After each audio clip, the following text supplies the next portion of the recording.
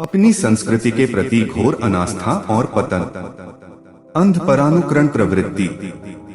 हुए विदेशी हम स्वदेश में कर सारा निजस्व बलिदान। शया सज्जा भवन भ्रमण सब ही पर मन बुद्धि विचार। करते अंध परानुकरण तज भारतीय संस्कृति अभिमान। परभाषा परवेश पराया खान पान सब पर आचार। बच्चे कहने लगे पिता को पापा, माँ को मम्मी आज। परंपरागत चाल छोड़ सब सजने लगे पराया साथ। हटा हृदय से गुरुजन माता पिता पूर्वजों का सम्मान। पर बनने में लगे मानने उन्नति प्रगति विकास महान।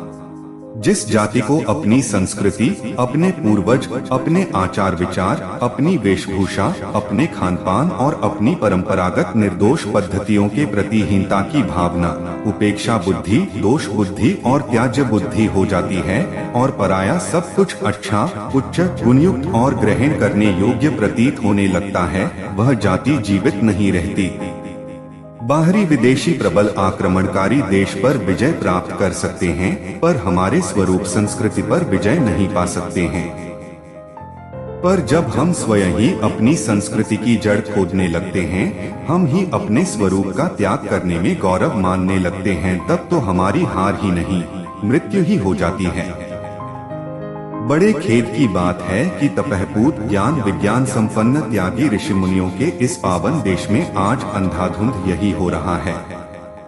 हमारे आचार विचार, हमारे शिक्षालय, हमारे धर्मस्थान, हमारे स्त्री पुरुषों के आचार, हमारी भाषा, हमारी वेशभूषा, हमारे खान पान, हमारे धर्मकान, हमारे भोजनालय स्नानालय, हमारे शयनागार, हमारे परस्पर के मिलन प्रसंग, हमारे पत्र लेखन, हमारी बोलचाल, हमारी कार्य पद्धति, सभी में अपने प्रति उपेक्षा, घृणा तथा हीनता की भावना और अंधे होकर पराया अनुकरण करने की प्रवृत्ति प्रबल आंधी की तरह इस प्रकार बढ़ रही है कि वह हमारी जड़ उखाड़ने पर उतारू है।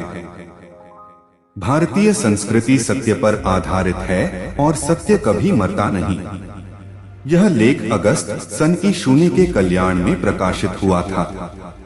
इसलिए यह संस्कृति मरेगी तो नहीं, इसका मूल नाश तो कभी नहीं होगा, पर इसका जो गौरवमय स्थान आज मलिन होने जा रहा है और अपने ही हाथों, यह विनाशोन्मुखी प्रवृत्ति अवश्य कलंक की बात है।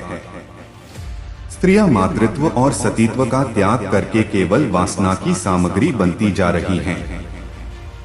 पुरुष महान विषय परायण भोगी तथा अर्थ पिशाच हो रहे हैं। बालक ध्रुव प्रहलाद युधिष्ठिर को भूलकर अंग्रेजी या अमेरिकन चालढाल तथा वेशभूषा में रहना पसंद करते हैं और छोटे छोटे बच्चे घरों में भी पिताजी माताजी के स्थान पर पापा डैडी और मम्मी कहने लगे हैं। हमारा पहनावा तो इधर इतना विदेशी हो गया है कि उसे देखकर विदेशी लोग तक आश्चर्य और दुख प्रकट करते हैं।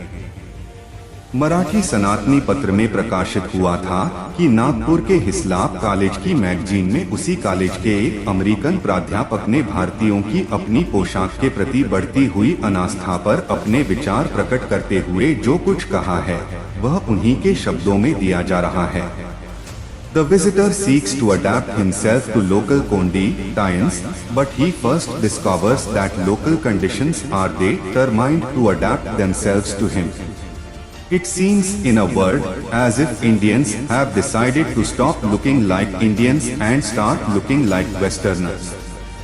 एक विदेशी दर्शक भारत में आकर यहाँ के आचार विचार, वेशभूषा, खान पान इत्यादि विषयों में भारतीय कैसे रहते हैं, यह समझने की और अपने को यहाँ की परिस्थितियों के अनुकूल बनाने की इच्छा करता है, परंतु इसके पूर्व ही तुरंत उसे पता चल जाता है कि भारतीय लोग हमारा, विदेशियों का अनुकरण करने, हमारे ही सांचे में ढलने का पूरा निश्चय कर चुके हैं। एक शब्द में कहा जाए तो ऐसा लगता है मानो भारतीयों ने यह निश्चय कर लिया है कि वे भारतीय न दिखाई देकर पाश्चात्य दिखाई देने लगे। अपनी संस्कृति के प्रति घोर अनास्था और पतन।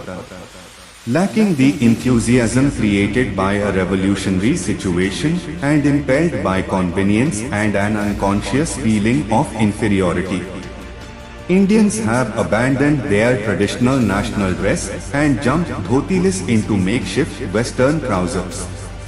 क्रांतिकारक परिस्थिति उत्साह, नवीन स्वतंत्रता के प्राप्त होने पर स्वाभाविक एक तेज प्रकट होना चाहिए था, वह तो हुआ ही नहीं। वरन सुविधा के दृष्टिकोण से और अपने में हीनता की अज्ञात भावना के द्वारा पराभूत मनोवृत्ति से प्रेरित होकर भारतीयों ने अपनी परंपरागत राष्ट्रीय पोशाक तक को त्याग दिया और वे धोती उतारकर पश्चिम की कामचलाओ पतलून धारण करने में बड़पन मान रही हैं। The sympathetic visitor can only view the change with regret and wonder how many other vestiges of Indian culture will eventually be sacrificed. Bharat के प्रति हृदय में सहानुभूति लिए हुए विदेशी दर्शक भारतीयों में इस परिवर्तन को देखकर केवल दुखी होता है और सोचने लगता है कि पता नहीं अंततः ये भारतीय अपने कितने और सांस्कृतिक आचार विचारों एवं प्रतीकों का बलिदान कर देंगे। ये है भारत के प्रति सहानुभूति रखने वाले एक विदेशी सज्जन के उद्गार।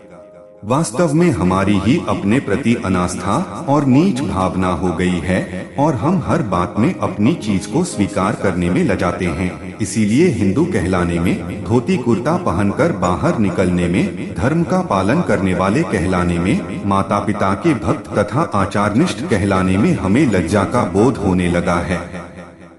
यह बड़ी सोचनीय परिस्थिति है।